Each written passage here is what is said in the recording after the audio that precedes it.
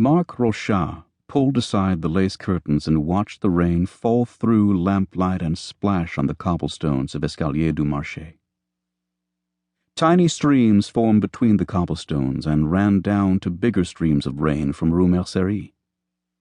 The two roads, narrow and angled at a steep slant, met just beyond the windows of Café du Grutli.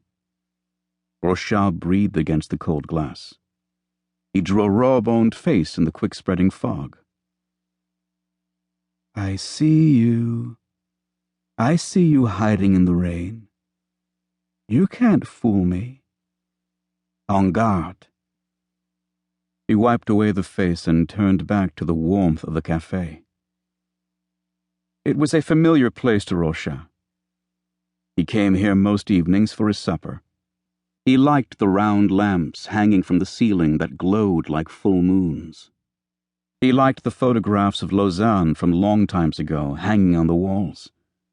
He liked the chalk-script menu above the bar that never changed. Monsieur Dufault, the owner of the café, washed the slate and rewrote the menu each day, but the letters were always the same and always in the same place, just like the patrons. Madame Boudry with her sixth glass of Villette, Monsieur Duvernay with his Friday night filet du porc avec pommes frites. The Lausanne University professor and his wife who rarely spoke to each other but read many books. The Algerian street cleaners who stopped in each night for espresso and cigarettes. And Monsieur Junot, pushing through the curtains at the door just now, followed by his little white dog on a lead.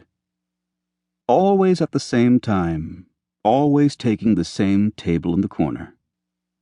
And his dog always jumping on the next chair to look about the café as if demanding service. Rochat liked to imagine the little dog dressed in a very nice suit, knife and fork in his paws, and eating sausages and, "Still coming down, is it, Marc?" Rochat saw Monsieur Dufault standing at his table, drying his hands on the dish towel tucked in his apron strings. "Pardon, monsieur?" "The rain. Still coming down, is it?" "Oui. And Winter's trying to sneak into Lausanne tonight. He thinks I can't see him." "Who?"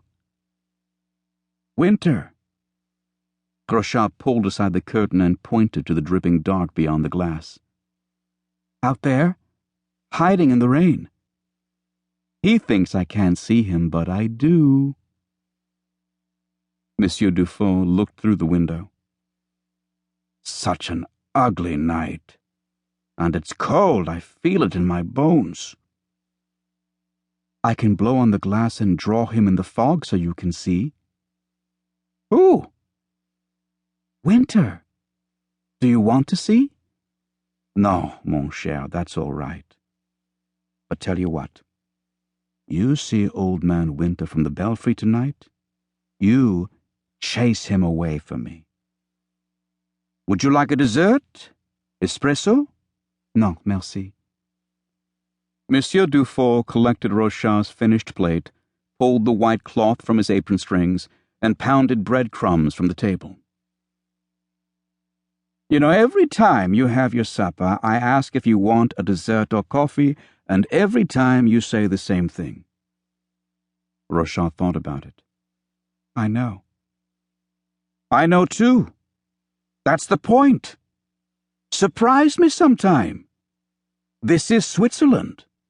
We need surprises now and then. Keeps us from boring one another to death." Rochat laughed politely, not sure what Monsieur Dufault meant, but very sure it was a joke. Monsieur Dufault was well known in the café for saying funny things, and watching him walk among the tables, pounding breadcrumbs to the floor and saying the same thing about Swiss people boring one another to death, Rochat knew he had guessed correctly. All the patrons laughed.